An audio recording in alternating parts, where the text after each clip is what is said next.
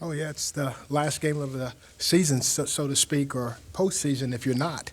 And so you have to get to your technique faster than the opponent. You have to be more physical than the opponent, and you got to want it more than the opponent. Is their offensive line a lot different? They had two starters missing last time, the left tackle and one of the best offensive line. No, you look at them nowadays, are they much more complete up there now? Well, Clifton only played maybe 20, 25 plays, I think, in the Detroit game, so he was just getting his feet back. And so that will, we don't really know. But that offensive line is good. They've been working together for the last 2 years. They've done a great job throughout this whole season, and it'll be a big challenge for our defensive line. It seems like one of the defensive themes these past few weeks when you guys play better is guys saying everyone's on the same page. What does that mean? Well, we've had breakdowns in communication throughout the whole season, and not just the communication of the front, the linebackers, as well as the defensive line. We kept communicating throughout the season, and we never stopped listening and talking to each other. And it's taken place now. We are still listening to each other. We're still talking to each other, and we understand what each other's saying, and we know what we want to do and how we want to do it. And so that's been one of the keys. What got it? What happened to make it click all of a sudden? Before it seems like the Jets game turned around. What happened to make it click? It's just a combination of, some of our young players started to grow up.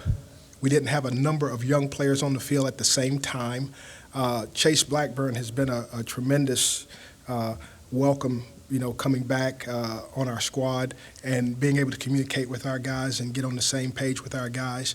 And I just think it's just the work of throughout the whole season, guys listening to each other, talking to each other, and never stop communicating with each other and believing in each other.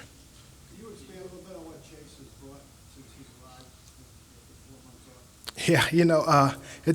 Yeah, he was the captain of our special teams a year ago, and when he came back, Chase is a studier.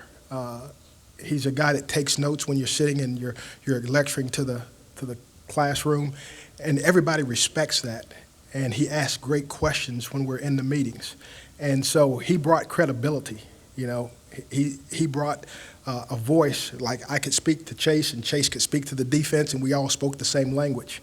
And we misinterpreted a couple things here and there, but everybody knew he was going to get it right, and he was going to work hard to get it right. And so I think it just settled us down a lot more. Instead of us being indecisive, we became decisive.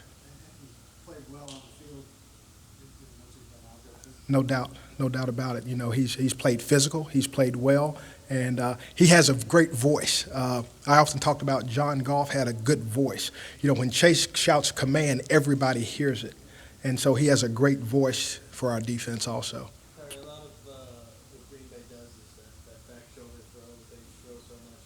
You hear a lot of quarterbacks say that that's an indefensible pass. Do you buy that? I don't buy that. I think you can defend a lot of routes. I think that they're very good at throwing the back shoulder fade or the back shoulder pass. His timing's been impeccable.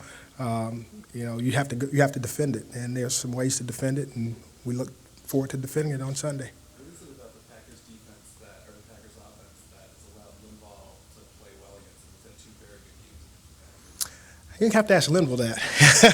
I think Linville's been playing good for us, throughout the second half of the football season. And I think Linville's just growing up. Linville's really a rookie, so to speak. I think Linville's just growing up a little bit, and he's turned it loose, and he's just playing well right now, and he's playing with a lot of confidence. The Packers sit Rodgers, and they play a playoff team, and their backup quarterback still throws for 6 touchdowns and has 4 yards. What does that say about that offense? That they're all on the same page, really. And, the timing of the routes, the quarterback's reads, the continuity of their football team because of their coaching staff, et cetera. It just tells you that, when you stick with a coaching staff and have a continuity in an offense, you can accomplish good things.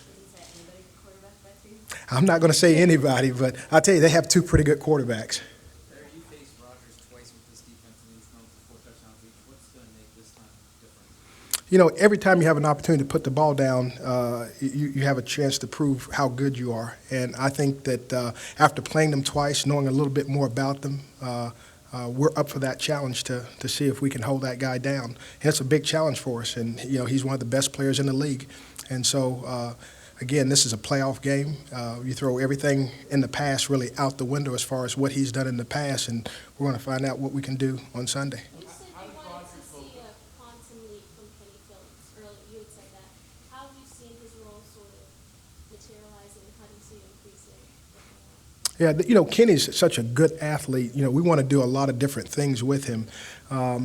Sometimes we're able to, and sometimes we're not. The last Packer game we played, we had a specific role for him, and he was injured in the ball game, and we didn't really get to see that role come to fruition.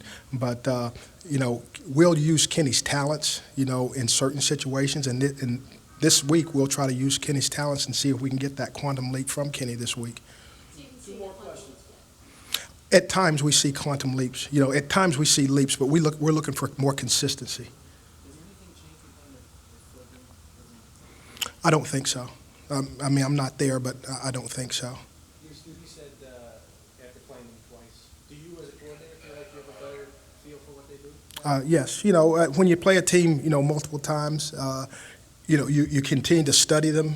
You continue to try to dissect and understand their offense and how they think. So you like to think you have a better feel for the team than when you just play them one time. Yeah, it's a problem. If he just sat back in the pocket, it would be a lot more comfortable for us. But, he has good scramblability. I was watching the Bears film, and he made Briggs and Urlacher miss. So that's a dimension that you don't really count on, and he really can take advantage of you with his legs. What did you learn from the Kansas City? Last one. What did I learn from What did you learn from watching the Kansas City? When I looked at that tape, I thought Kansas City did a nice job. They were very physical with him. They were their desire up front to get after the quarterback, putting multiple hits on the quarterback, I thought was good. I thought their corners really covered those receivers well. And I just thought that Kansas City may have wanted it a little bit more, and they played like they wanted it a little bit more. From an X's and O's standpoint, there were things that we learned from the tape that, that we hope we can use. But I thought it came down to desire in that football game, and Kansas City played with a lot of desire. All right. Thanks, Phil. Thank you.